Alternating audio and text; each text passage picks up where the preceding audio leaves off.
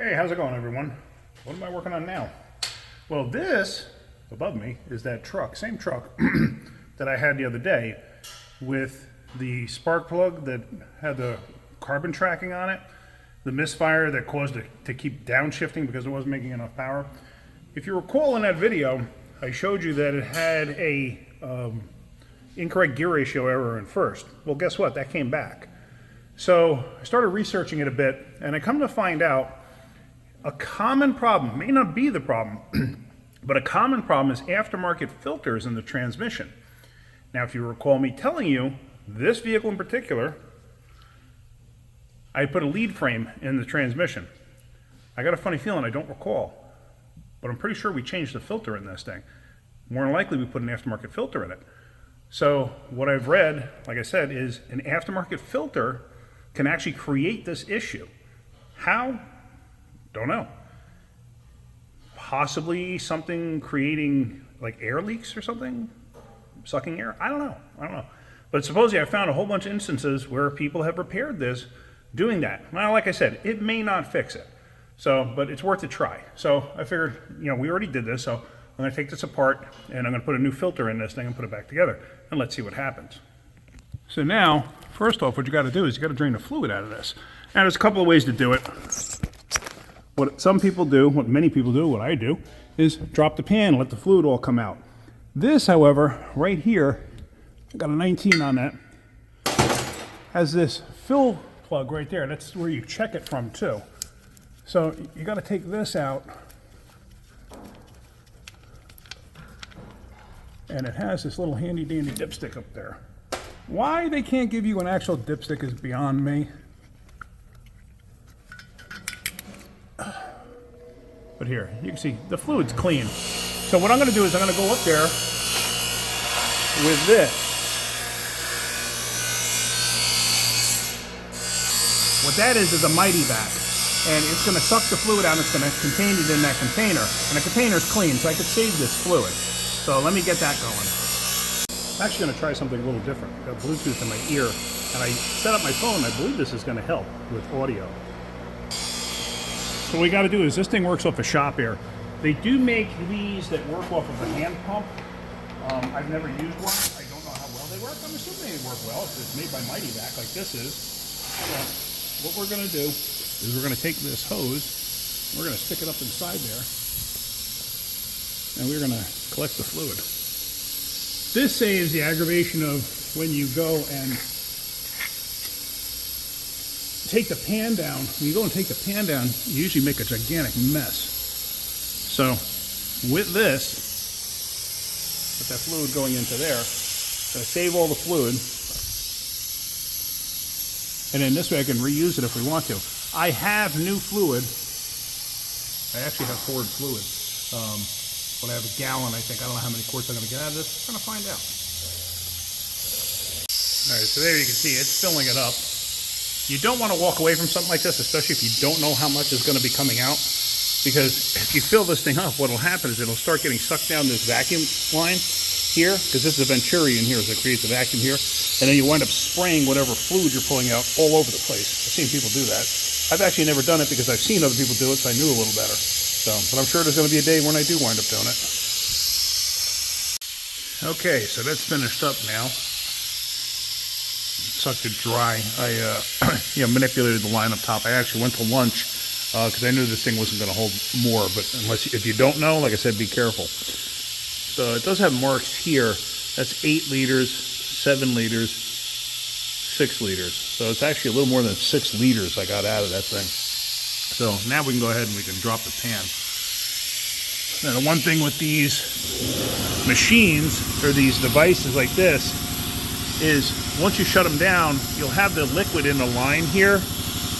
You can see it still. You'll have the liquid in the line, so if you let the line just lay, it'll drip out of the line. It'll make a little bit of a mess. So it's just something to keep in mind. All right, so now we can start taking these screws out. They're 8mm.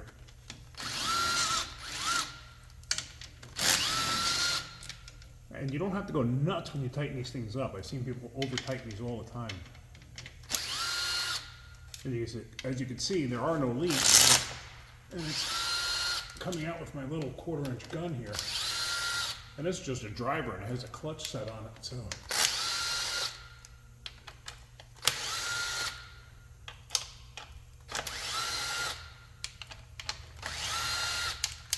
Now what I'm going to do is usually I will take them all down and leave those on the end in place and let it drop down. This way, you know, fluid will start to come out. But because this is hidden by the exhaust air, I got to get in there with a swivel. So I'm going to leave these two in place here and have all the rest out first. This way these two are holding it. Whoops. Okay, drop that one.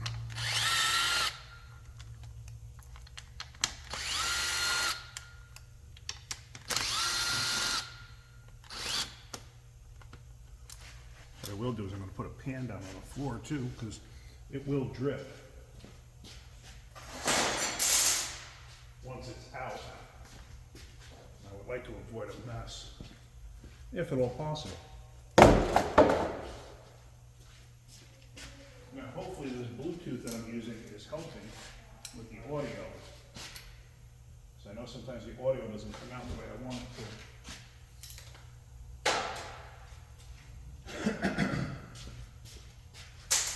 Alright, let's get the sockets that I need.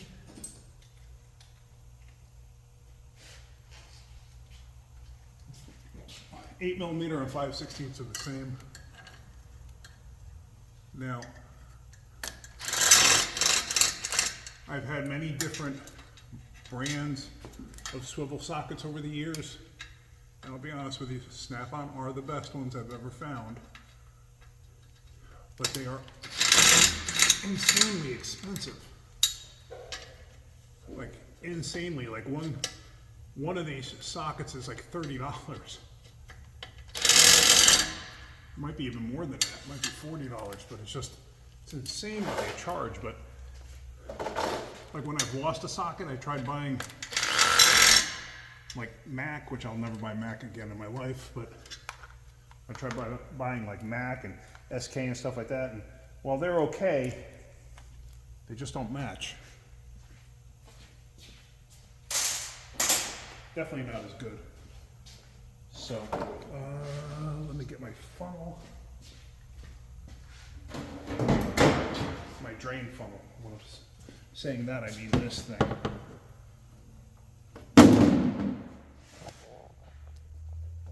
That thing over my pan. This way it'll catch. All right, so let's get these last two bolts out. Hold my hand up there. Drop that screw.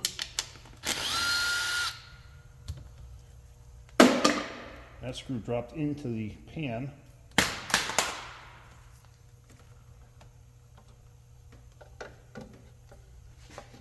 And like I said, you're going to get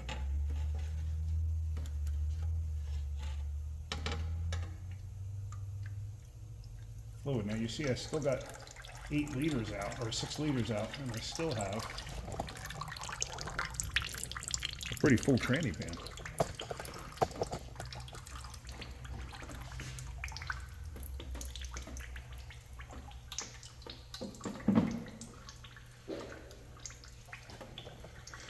All right, so there we have the filter, and now the filter comes off relatively easy, just like that.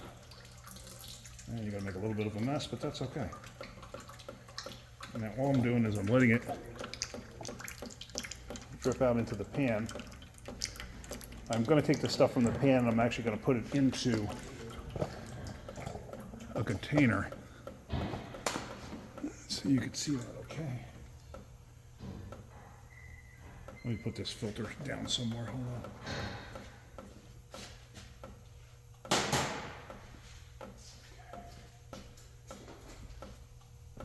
Just trying to keep food from going everywhere. And now up inside here, can you still see me? What can you see? You can see me. Up inside here is a seal. Now the seal, you gotta be careful when you're taking it out, so you don't nick the valve body. And let's see.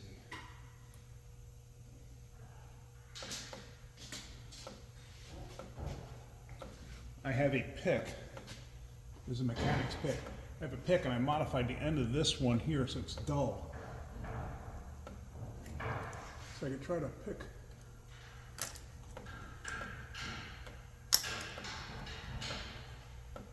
out the seal and it's not cooperating. There it goes. Okay. There it goes. You got the seal out. It's good that it was tight. So that tells me all good things. All right, let me go get the new filter. Hang on 1 minute. All right, so here's the new filter. And we're gonna put the filter up in place. Here is the filter from Ford. It's an FT188. Now this filter looks identical to the other filter. Same divots, everything else, just doesn't say, the other filter doesn't say Fomoco on it. So whether there's a difference or not, I don't know.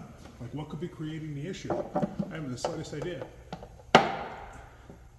This may not be the issue at all. So as you see, there we go. The filter is up in place the way it's supposed to be. Now I had taken the transmission and I had transmission pan and I dumped the fluid into a container. So what we're going to do now is we're going to put the pan up.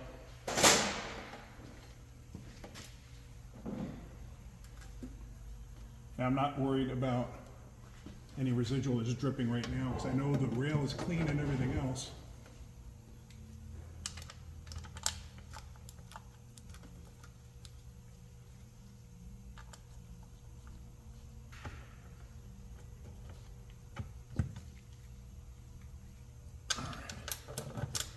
I started to say something and I forgot what it was.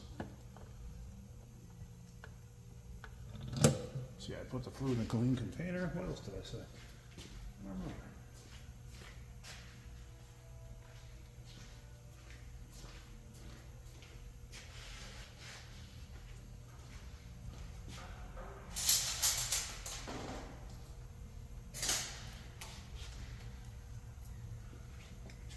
All right. You see how I'm just using very light pressure with this? I'm not ramming the screws in.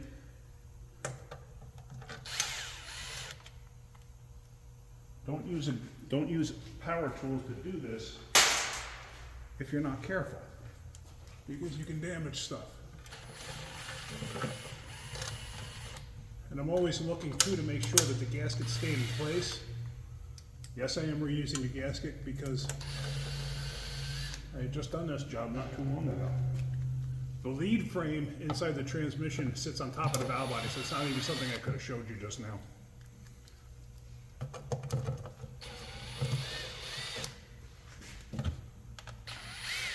And don't tighten them down. Get them close, but don't tighten them. Because you want to be able to have this thing move around a little bit.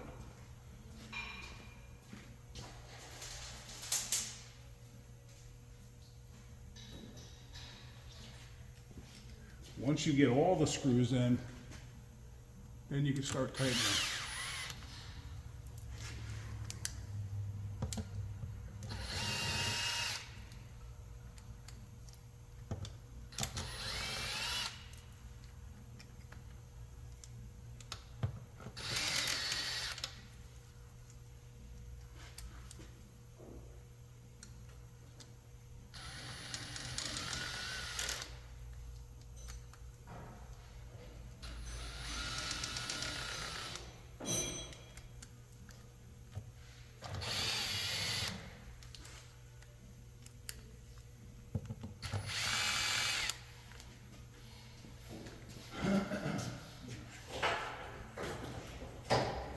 Screw that fell and I'll dropped over here somewhere.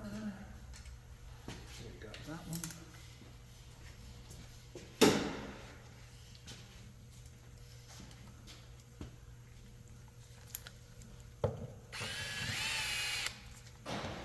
And I'm mindful of the gasket. place where it's supposed to be. Can't feel all the way around the edge of this, but I know it's good. Yeah, I can feel it now. Okay, it is there.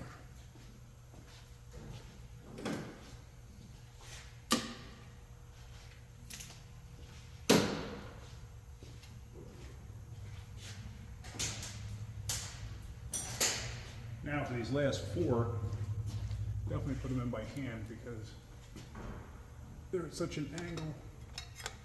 You never want to use the gun.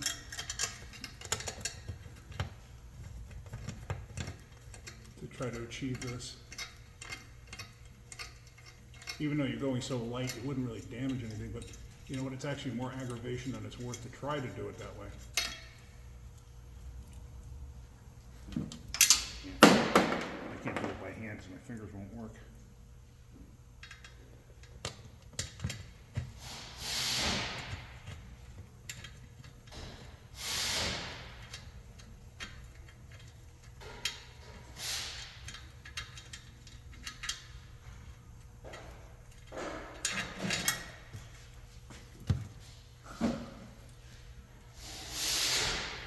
That's a nice end.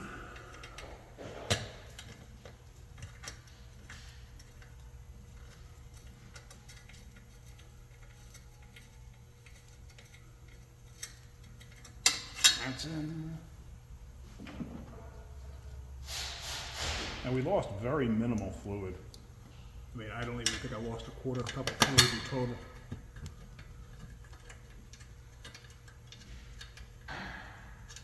Doing it this way.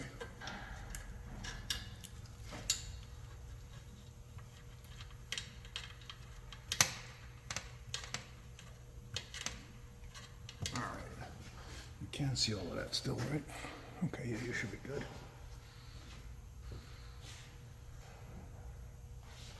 All right, so now is where we're going to start to tighten this up.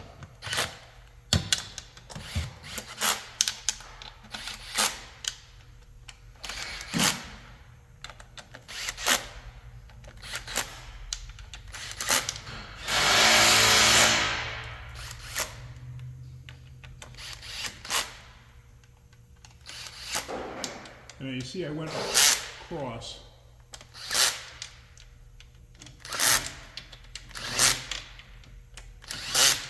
You saw I went across this way, you know, just so to make sure that everything is evenly seated.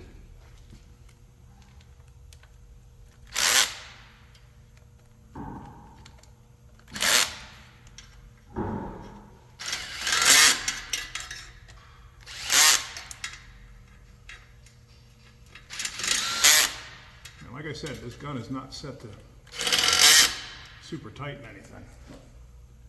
However, what we're going to do now is, from this point,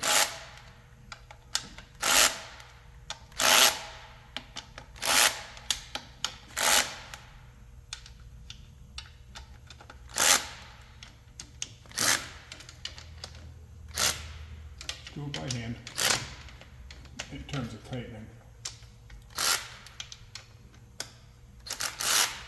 That one's a little rounded out on the edges for whatever reason. Now somebody had worked on this also before me at one point in time, but I don't know what was done. But they did have the pan off of it. Maybe they were trying to figure out that lead frame issue, I don't know.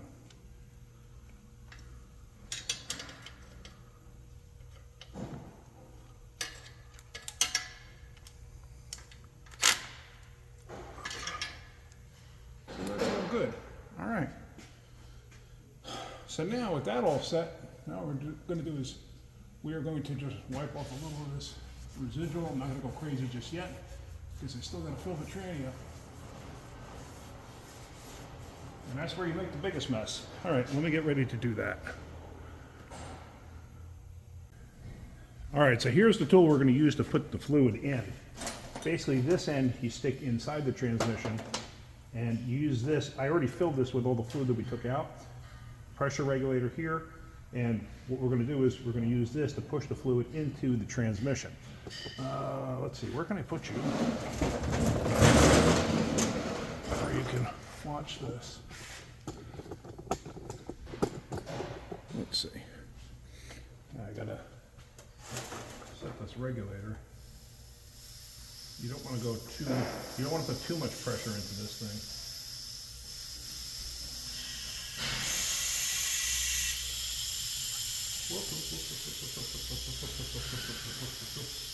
Why is it slow? It shouldn't just flow right away, but it started to. Alright. So, as you see, going into the tranny there. Kind of difficult to see the level on that, but you can. So yeah, usually this thing doesn't start doing anything until you actually pull the trigger here. And it's actually, see, it's running down the line right there. So now what I can do is just push this trigger, and you saw the fluid go up the line. So now it's feeding into the transmission up there, and it's taking it out of the bottle. So no need to watch this whole thing. So I'm going to just let it do its thing and go from there. All right, so it started to pour out, which is to be expected. Now I got to start it up, run it through the gears, and keep it running to add the rest of the fluid. Why didn't the fluid just come out when I pulled the plug out? Because what happens is fluid sits up in the converter, and when the fluid level is at a certain point, it'll keep the converter from draining back. So that's why. So it's like now I have to fill the converter back up by starting it up and running it. All right, so we're in the truck now. Oops, this isn't driving, ain't gonna start.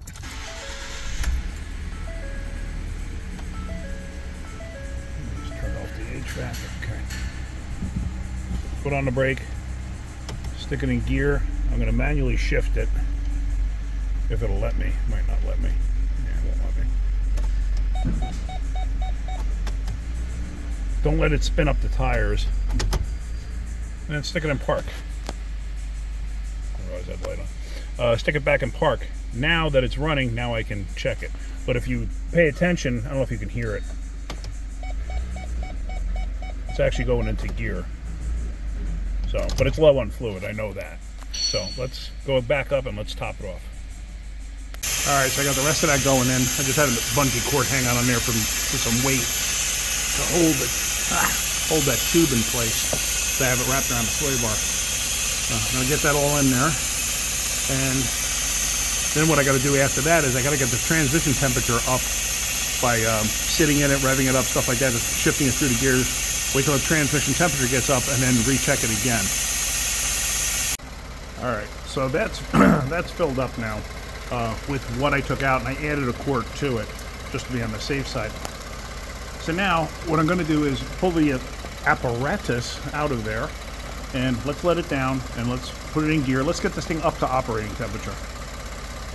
Okay, now you're supposed to do this step with a scanner so you can watch the temperature.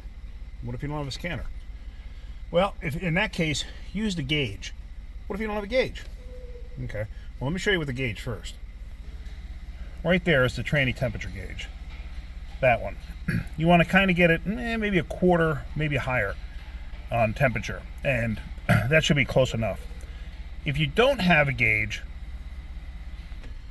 then what you're going to want to do is you want to make sure the motor's hot, full operating temperature, have it in gear the whole time, and do this a little bit. Don't go nuts. Do this a little bit.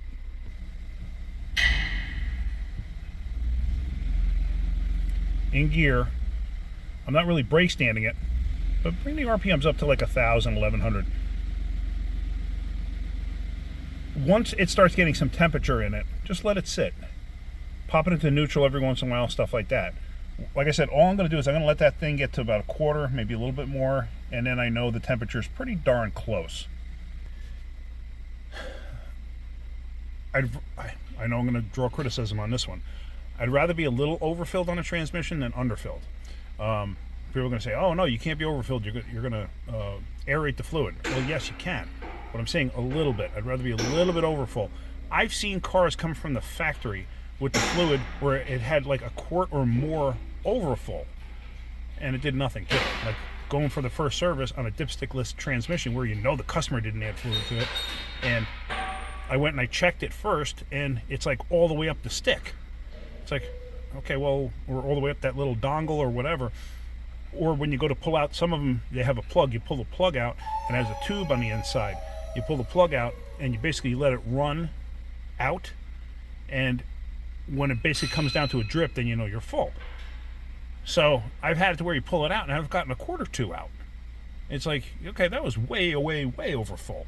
So, all right, let's get this up to temperature. Enough of me talking. So I'm in gear. I'm in drive. It's in first. Well, like I said, I'm not even sure if this is actually going to fix anything. It may not. It may be an internal transmission failure. But however, the fluid was perfect. You saw that. The fluid was absolutely perfect.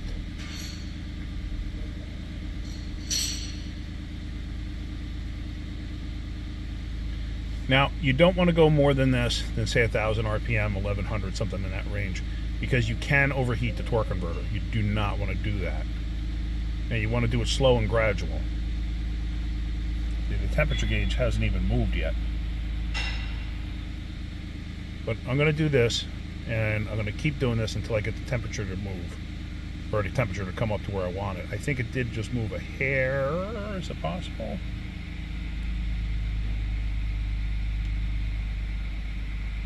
I don't think so. I think it's still cold. All right. Well, like I said, enough of me talking. Let me get it to where it needs to be. All right, so there we go. That's a good spot for it to be in, and that's good enough to check it. All right, so here is that dipstick thing that they give you. Obviously, it's running. That converter is incredibly hot.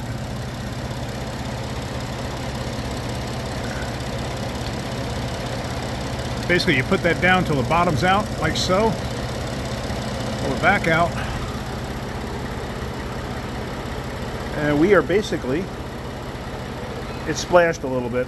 It's basically right up to the top edge there. I might have to take a little bit out. Let me wipe this down and check it again.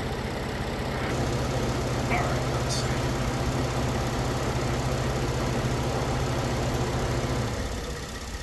All right, yeah. It had splashed up a little bit from being in gear. That's absolutely perfect. It's at the top end of okay. I don't know if you can see that. Okay. So now, you drop this back in.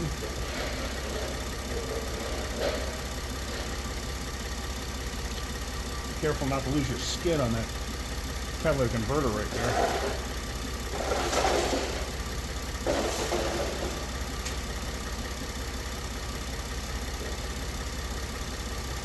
And then this cap goes back in place. This one. And it has an O-ring on it. The O-ring looks good.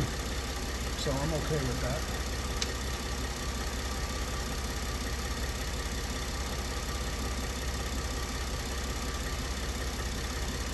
Tighten that up. You don't have to go bananas tightening it. Yeah, perfect.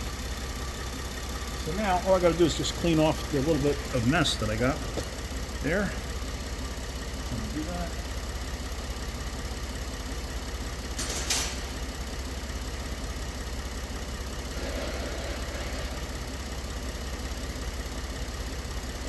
Unfortunately, I don't have any brake clean. Let me go get some brake clean. I'll be right back. All right. So, I'll wipe this off.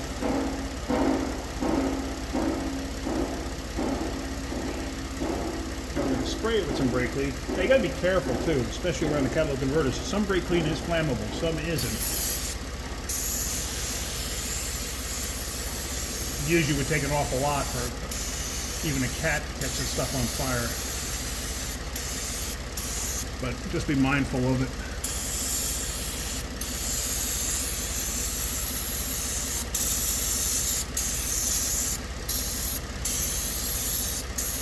Alright, that's good. Let's let this down. Let's go for a road test and see what happens. Okay, I got my scanner hooked up. I just cleared all the code because, like I said, it did have that code in there for the I forgot what the number was now. for the gear ratio error in first. So let's go. We're going to take this thing on a good road test because it took quite a while last time. I road tested it, I road tested it again, and then I road tested it a third time, and it set that code. So it was after quite a while. So let's go on a road test and see what happens.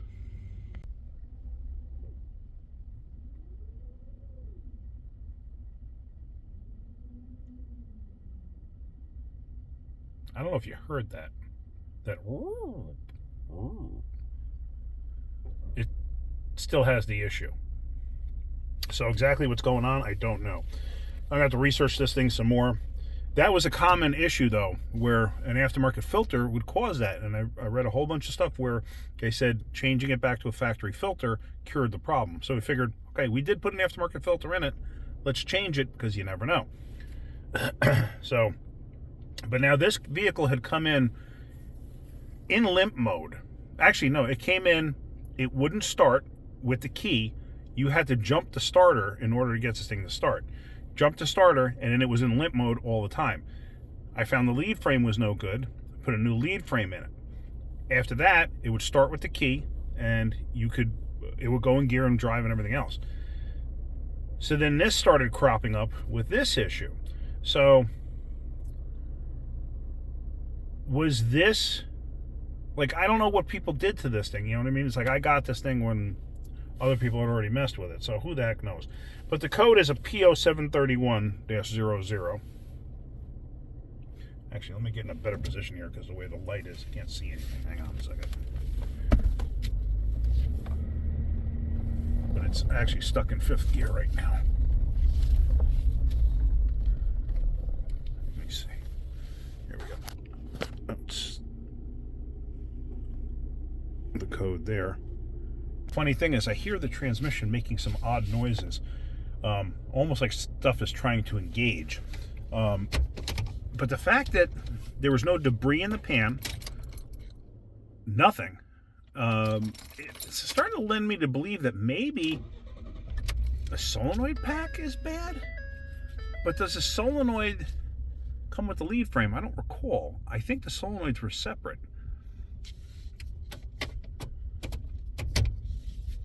So once you start over again, restart it, it goes back to normal. So now I'm going to sit here for a second.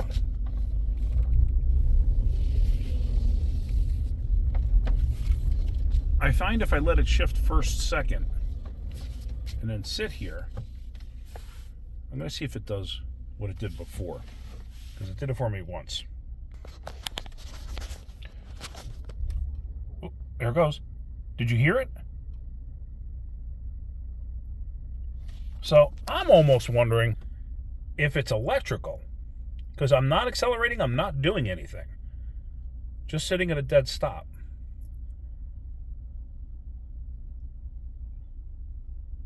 This is very, very, very odd. All right, I'm going to have to research this for more.